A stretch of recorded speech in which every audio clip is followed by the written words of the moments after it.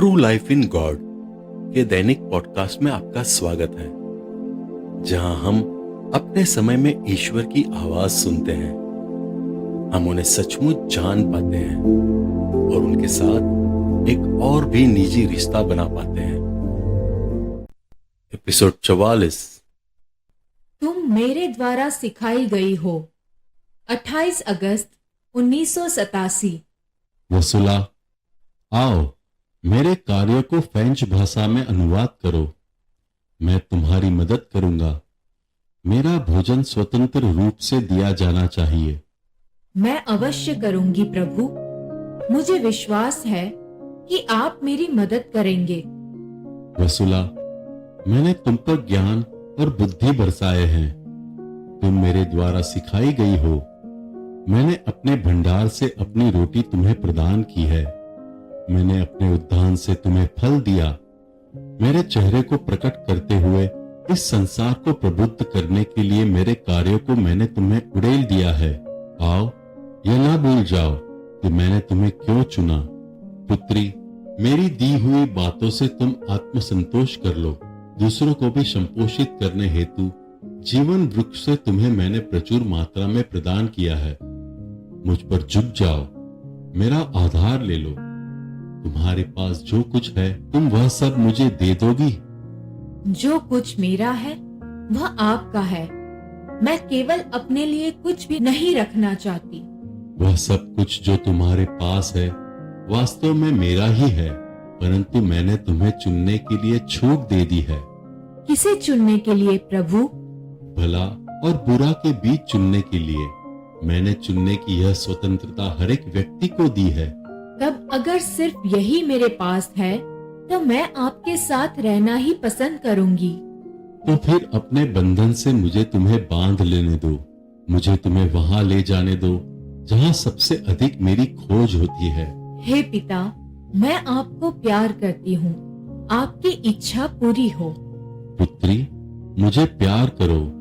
जब तक कि मैं अपने कार्य पूरा नहीं कर देता, मेरे पास आने के लिए तुम्हारे बंधन नहीं खोलूंगा। मैं अपने आप को मेरी इच्छाओं को लिखते हुए तुम्हारा उपयोग करूंगा। प्रेम तुम्हें प्यार करता है। मेरा चिन्ह अंकित करो। ईश्वर के प्रिय पुत्र एवं मुक्तिदाता प्रभु यीशु ख्रिस्त। 30 अगस्त 1987। संध्या बेला। क्या प्रभु यीशु है? हाँ बोलो, क्या मैं तुझमें आराम कर लूं? जी हाँ प्रभु। मेरी कली, मुझे ढूंढो। उत्साह के साथ मेरे लिए इच्छा जगाओ। मेरी पूजा करो। मैं आपकी पूजा करती हूँ प्रभु। मेरे आशीर्वाद भी तुम्हारे साथ रहे। अकेले में तुम्हारा अस्तित्व नहीं है। मैंने ऐसा महसूस किया मानो मैं उन्हें छू सकती थी। अकेले में तुम्हारा कोई अस्तित्व नहीं। 21 अगस्त 1987। वसुला, रात के एकांत में मैं आऊंगा। घड़ी निकट है। अकेले में मैं तुम्हारा अस्तित्व नहीं है। ऐसा लगता है कि संसार मेरी उपस्थिति भूल जाता है। मैं ईश्वर हूँ, लेकिन कितने लोग मेरे विषय में सोचते हैं? बहुत ही कम। मैंने तारों से भरी रात देखी। शांत और उन तारों के परे हम ईश्वर की दृष्टि। जागते रहो, क्योंकि इस एकांत रात्रि में अवतरित होऊंगा। नन्ही, तुम्हारी सृष्टि से पहले ही मैंने अपनी योजनाएं रची है। मैं तुम्हें अपने पास उठा लूंगा और कुछ दिखाऊंगा। अब विश्राम करो प्रिय। सृष्टि, मेरे आगमन के पूर्व पश्चाताप करो। 1 सितंबर 1987। ईमानदारी ही मुझे प्रिय है। वसुला, मैं तुम्हें मेरी ओर उठाए जाने का दिव्य दर्शन दूंगा। मैं तुम्हें दिखाऊंगा स्वर्ग कैसे दिखाई देता है। आसमान मुझे दिखाया गया। वह किसी तारों से भरी रात जैसा दिखाई दिया। फिर वह बदल गया। वह चित्रकार की रंग पट्टिका की भांति रंग के धब्बों सा लगने लगा, परंतु एक ही रंग अन्य रंगों पर अधिकार जमाए हुए था। वह लाल था, गाढ़ा, और वह अपने गाढ़ेपन में बढ़ने लगा, जैसे कि हमारे ऊपर खमीर डाला जा रहा हो। वसुला, जिसे आंखों ने कभी देखा नहीं, उसे दिखाते हुए मैं तुम्हारे लिए स्वर्ग खोल दूंगा। तुमने सही निर्णय लिया है। जागते रहो, मैं तुम्हारी रखवाली करूंगा। मेरी सुनो, लिखो। काल के प्रारंभ से मैंने अपनी सृष्टि को प्यार किया है, परंतु मैंने इसलिए सृष्टि की वह भी मुझे प्यार करे और मुझे अपना ईश्वर पहचाने। काल के प्रारंभ से मैंने सभी चीजों को पवित्र किया जिन्हें मेरे हाथों ने बनाया। मैं प्रेम का ईश्वर हूँ, मैं लोकोत्तर प्रेम का आत्मा हूँ। सृष्टि, मैंने काल के प्रारंभ से मानव को अपना प्यार प्रदर्शित किया है, परंतु मैंने अपना न्याय भी दिखाया है। प्रत्येक बार जब मेरी सृष्टि मेरे और मेरे विधान के विरुद्ध उठ खड़ी हुई, मेरे हृदय को चोट पहुंची। मैं उन्हें याद दिलाने आया कि मैं प्रेम की आत्मा हूँ और वह कि वे भी आत्माएं हैं। मैं उन्हें याद दिलाने आया कि वे इस धरती पर कुछ नहीं बल्कि धूल से बनी क्षणभंगुर छाया मात्र है, और मेरी वर्षा के प्रथम बूंद ही बिल्कुल साफ करते हुए उन्हें बहाकर ले जाएंगे। जीवन देते हुए मैंने उनमें अपनी सांस फूंक दी है। संसार निरंतर ही मुझे दुख देता है और अपनी ओर से मैं उन्हें मेरी उपस्थिति तथा मेरे लिए उनके प्यार के बारे लगातार याद दिलाता रहा हूँ। हे सृष्टि, मेरे न्याय का कटोरा भर गया है। मेरा न्याय तुम पर भारी पड़ा है। एक हो जाओ और मेरी ओर लौट आओ। हे सृष्टि, मेरा आदर करो।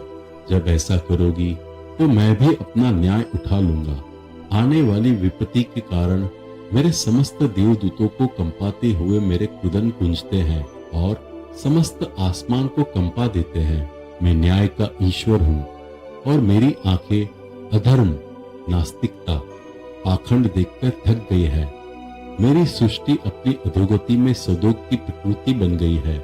मैं अपने न्याय द्वारा उन पर उसी तरह गरज उठूंगा जिस तरह सोदोम वासियों पर मैंने किया था। हे सृष्टि, मेरे आगमन के पूर्व पश्चाताप करो। मैंने अनेकों बार तुम्हें चेतावनी दी है, लेकिन तुमने मेरे निर्देशों का पालन नहीं किया है। मैंने तुम्हें चेतावनी दिलाने के लिए संतों को उन्नत किया, परंतु हे पुत्री, उन्होंने उनके हृदय के द्वार बंद कर दिए। मेरी सृष्टि को मुझे इनकार करना और लोभ में जीना पसंद है। मैंने उन्हें जागरूक करने के लिए चिन्ह दिए हैं। मेरे ईश्वर, आपके बच्चे केवल सो रहे हैं। कृपया आइए और उन्हें जगाइए। वे केवल सो रहे हैं। वे वर्षों से हर घड़ी सो रहे हैं। परंतु प्रभु, कौन दोषी है अगर वे सिखाए ही नहीं गए? वे बिल्कुल निर्दोष है यदि वे आपके बारे में कुछ नहीं जानते। मैंने इस दुनिया में उन्हें सिखाने के लिए सेवक और शिक्षक उत्पन्न किए हैं। फिर भी प्रभु, आपके शिक्षक एवं सेवक अवश्य काम करते हैं, परंतु वे उससे अधिक क्या कर सकते हैं जब वे बहुतेरे नकारात्मक हैं, निसहाय है। निसहाय? उन्हें पश्चाताप करना चाहिए। उन्हें मेरे पास आना चाहिए और पश्चाताप करना चाहिए। समय के अंतराल में मैंने उन्हें संकेत दिए हैं, लेकिन उन्होंने उन्हें ऐसे इनकार कर दिया जैसे कि वे मुझसे थे ही नहीं।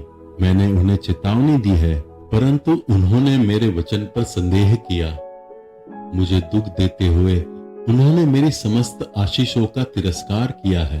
मैं पाषाण हृदय वाले मानव, अल्प विश्वासी, क्या उनके पास अधिक हृदय था? और अगर अब भी उनके पास अधिक हृदय होता तो मैंने उनकी सहायता की होती। मैंने उन्हें नींद से जगाया, परंतु पुनः निद्रा में गिरते हुए उन्होंने कितनी बार अपनी आंखें बंद कर ली। फिर जब आप चिन्ह देते हैं तो वे दुनिया को क्यों नहीं समझा देते? कोई कोई करते हैं, बल्कि भय और संदेह करके मेरी पुरोहिती आत्माओं में अधिकांश ने अपने हृदय बंद कर दिए हैं। बहुत से लोग डरते हैं। वसुला, क्या फरीसियों को याद करती हो? जी हाँ प्रभु। माया और पाखंड से अंधे बनकर भय, संदेह करके उनमें बहुत से लोग फरीसियों प्रतिकृतियां बन गए हैं। यह जान लो। क्या तुम्हें याद है कितनी बार मैंने उन्हें चिन्ह दिखाए हैं? सैकड़ों बार मैंने उन्हें चिन्ह दिए हैं, और उन्होंने क्या किया है? समय नहीं बदला है। मेरी पुरोहिती आत्माओं में से अनेकों ज्यों की त्यों फरीसियों की प्रतिकृतियां हैं। मैंने उन्हें चिन्ह दिए हैं, परंतु उन्हें ऐसे चिन्ह चाहिए जिनका वर्णन प्रमाणों द्वारा किया जा सके। वे प्रमाण चाहते हैं। क्या आप उन्हें अपने पूर्व संकेतों के प्रमाण दे सकेंगे? और इस प्रकाशना का कोई प्रमाण? पुत्री, जो कुछ भी मैं उन्हें दे सकता हूँ वह तुम स्वयं। लेकिन प्रभु, मैं निश्चय नहीं हूँ। उनके संदेह को दूर करने के लिए मैं कुछ नहीं हूँ।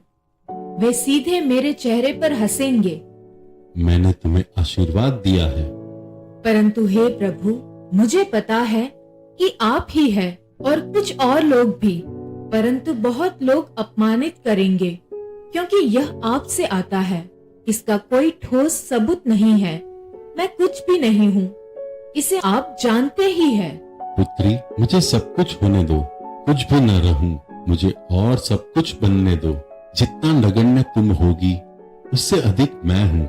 मैंने मानव जाति पर अपना न्याय प्रदर्शित किया है जिसे उसने स्वयं कमाया है। क्या कोई समाधान नहीं है?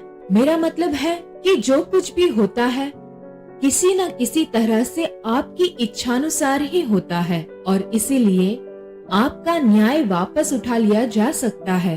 वसुला, जब कभी मैं मेरी पुरोहिती आत्मा द्वारा इनकार नहीं अपितु स्वीकार कर लिया जाऊंगा, तब मैं अपना न्याय स्थगित कर दूंगा। मैंने उन्हें चेतावनी दी है, परंतु वे मेरी चेतावनियों को छुपा कर रखती है। कृपया कारण बताइए कि वे ऐसा क्यों करते हैं? लगता है कि वे मेरी सर्वशक्तिमता तथा दौलत को भूल जाते हैं। मेरे आशीषों को मूल्य दिए बिना मुझे दुख देते हुए वे एक ही बात पर सब कुछ को एकत्र करना चाहते हैं, यानी वे तभी विश्वास करेंगे जब वे देख पाएंगे। हे प्राणी, हे मनुष्य, मेरी कलीसियों को पुनर्जीवित करो। वसुला, मेरा आदर करो। घड़ी निकट है। प्रिय, घड़ी बिल्कुल निकट है। प्रेम पुनः प्रेम के रूप में आएगा। वसुला, मेरी प्रज्ञा प्रकाशनों को क्रमबद्ध करो। मैं तुम्हारी मदद करूंगा। सब कुछ समय पर होंगे। मैं तुम्हें तैयार कर रहा हूँ। धन्यवाद हे प्रभु, मैं आपको धन्य मानती हूँ। ये अंतिम 3 दिन 1 और 4 सितंबर के बीच मुझे आत्मा में अबोध और व्यथा का महसूस हुआ। गारा बंडल 4 सितंबर 1987। मेरे निजी पैड पर प्रभु यीशु ने मुझे एक संदेश दिया जिसने मुझे चौंका दिया। मैं उस संदेश को अकेला छोड़कर उठ खड़ी हुई। बाद में मैं लिखने गई। प्रभु यीशु ने उस संदेश को पुनः दोहराया। मुझे भय होने लगा, अपने आप तथा ईश्वर को पूछते हुए, जैसे कि एक बार पहले की भांति मेरे विचार उलझन में पड़ गए। मैं क्यों, वास्तव में ये सब लेखन क्यों प्रारंभ हुआ? ईश्वर से बंधी हुई क्यों इस प्रकार मैं महसूस करती हूँ? 1.5 साल के पूर्व मैं कैसी थी और अब मैं कैसी हूँ? अब मैं सत्य में जी रही हूँ और जो कुछ भी हो रहा है उसके प्रति मैं अपने को जिम्मेदार समझती हूँ। मुझे लगता है कि मुझे ईश्वर को प्रसन्न करना चाहिए। तब फिर से संदेह पर संदेह, जिन्होंने मुझे प्रभु की परीक्षा लेने को विवश कर दिया। मैं उनके पास संदेह करती हुई आई। वे इसे जानते थे। उन्होंने पूछा, ठीक है, और उन्होंने पुनः कोशिश करने को कहा। मेरे हाथों को रोकने की कोशिश करते हुए, अपने हाथ को स्वयं काबू में रखते हुए अपनी बात को लिखने का विचार था। मैं लिखने के लिए संघर्ष कर रही थी, परंतु कर नहीं सकी। तब उन्होंने लिखा, लिखो। और जब मैं अपने हाथों को रोकने के लिए संघर्ष कर रही थी, तब उन्होंने मेरे हाथ को 4 बार प्रेम लिखते हुए मेरे हाथ को जबरदस्ती नीचे किया। मैं प्रेम हूँ।